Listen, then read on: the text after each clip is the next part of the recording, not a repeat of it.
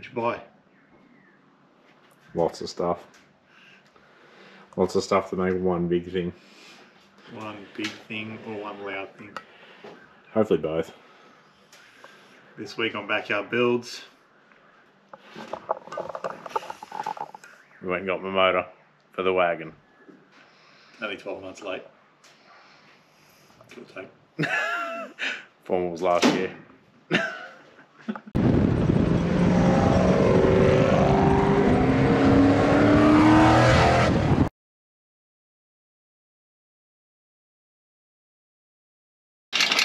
Did you get that on film? Nah. Alright. We'll make good footage. You're a qualified rigger, aren't you?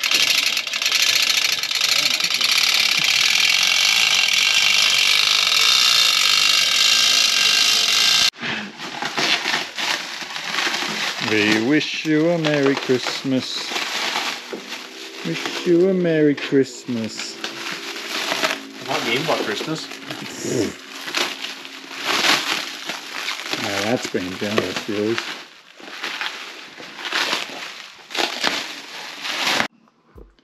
Well, Zachary, can you have a... Yeah, you can see your head. Alright. You don't need to look at the camera. You need to look at me. You have a motor. I do. So here is the motor for the wagon.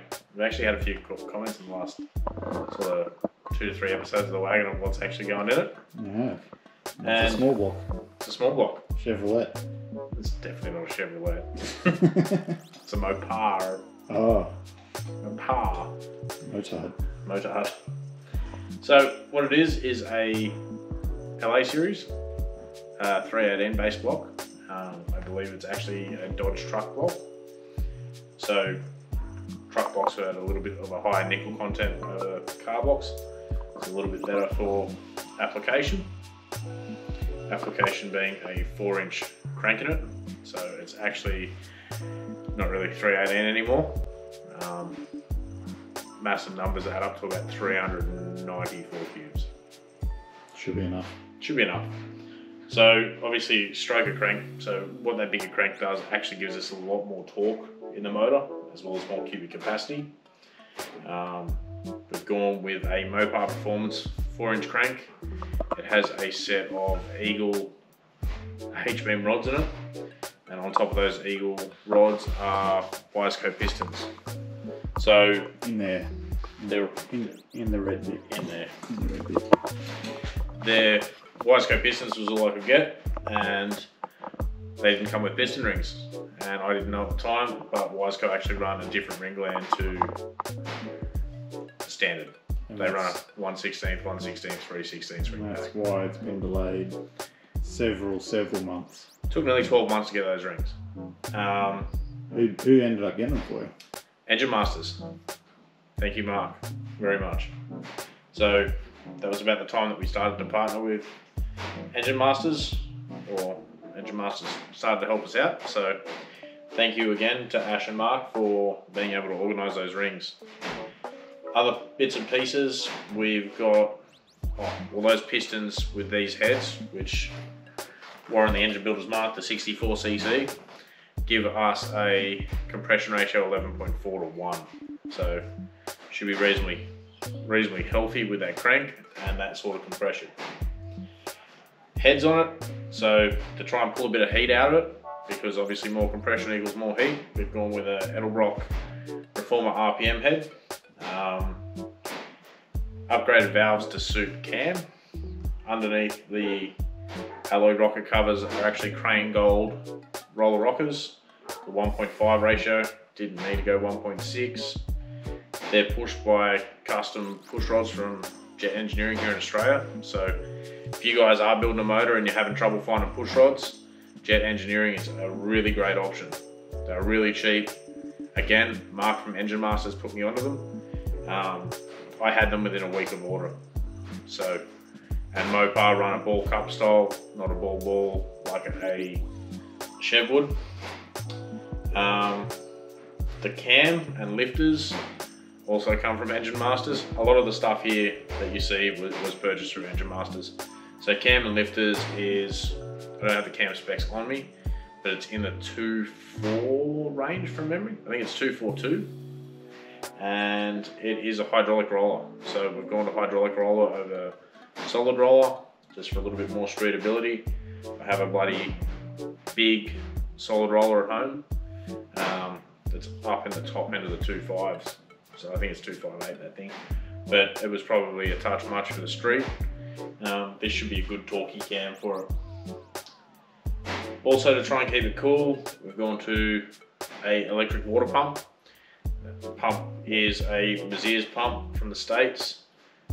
With a Chrysler, they run a timing cover, so you need to buy the plate and the pump. The advantage of the electric water pump is constant flow throughout the motor. So while you're sitting there at idle or in traffic, we're still circulating the same amount of water through the radiator as if it was revving full on. Edelbrock air gap performer dual plane. Again, to help with the torque a little bit. We're not chasing huge horsepower numbers out of it.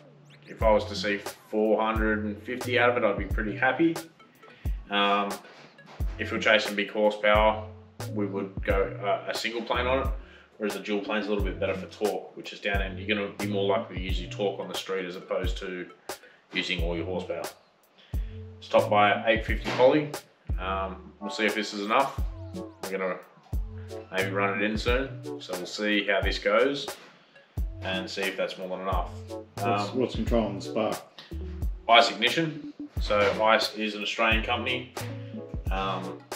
It's a 7 amp package from ICE with 127 programmable curves in it. So we should be able to help advance, retard the timing to help pull a little bit of cylinder heat out as well. So yeah, it's going to be the top end of 98 fuel, essentially, this motor, with that sort of compression ratio in it. Might even have to run a bit of an octane booster in it. Maybe. If we do, that's not the worst case scenario. You can't see it, but on the bottom it's got a Canton Racing sump to suit a V-body Mopar. Went for a high volume sump, just because my personal experience with Mopars, the center of the sump's about here, that's where the pickup is. And if you run them towing an invisible caravan, like I do, and rev it all the way to 11T, and rev out to 11T and drive very spiritedly, the oil comes up off the pickup and will essentially starve the motor. It'll all be back here with nothing. No, it'll be all up the top. Yeah, yeah. I've had that problem before, but we won't go into that today. No. So Romac balancer, cranks externally balanced, so external balancer and external flex plate that is SFI approved. Bell housing not, but that is, so that's a start to if we start to run decent times. From what I've been told, we should see somewhere in the 11s, but I don't want to say we're going to do 11s and run a 1201. Let's get it running first and then just see what it does. Yeah, I don't know if I'm going to drag race it or not. We'll see how we go. See how we go, eh? So this is the motor for the wagon. I'm pretty excited about it. Thanks to Tom for taking me down to pick it up today. And storing it for the next 4 to 5 weeks. 4 to 5 weeks. So we're going to do a few little things, like we've had to add AN fittings in the oil galleries where the filter goes. Let's explain that, because why are we having to put AN fittings? So these are an American-based motor, so much like every Mopar product, it's come from the States, and they are to suit left-hand drive vehicles. So the motor's offset in the car? Yeah, the motor's offset in the car to the right, which is where the steering box and everything here is. Chrysler Australia didn't actually change the K-members, they just left everything hanging over to the right. So these will normally have like a sandwich plate on them, and then 2 fittings out of the sandwich plate, and everything's extremely tight and there's no room, and it's just an absolute nightmare.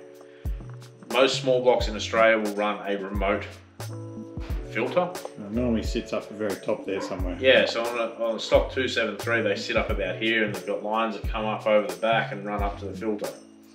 We're going to run the filter down around here on the rail of the car. So we've actually got wire on the engine builder to drill and tap dash 10 fittings into the block where they need to be, out of the 2 ports. Run swivel 90s, flexi all the way forward into the filter housing. So it's going to be tucked right in hard. We're going to run a heat sleeve on it because it's going to get hot because the extractors sit here, steering box is here, and there's just no room in there to actually... There's no room to put the filter on the engine. No, as it would be in the States. I don't think I've ever seen any other car. Yeah, I don't think I've ever seen a right-hand drive car with a filter in the right location. Definitely not a motor. But that's the motor. Wagon's pretty well ready for it, and I'm pretty well ready to put it in. But I go away this week, so see you later. Yeah, there's 3 weekends that I'm gone, so we'll still bring you content, and we've got some other stuff going on, and you'll see this again in a future episode of Backyard Builds. Thanks for watching.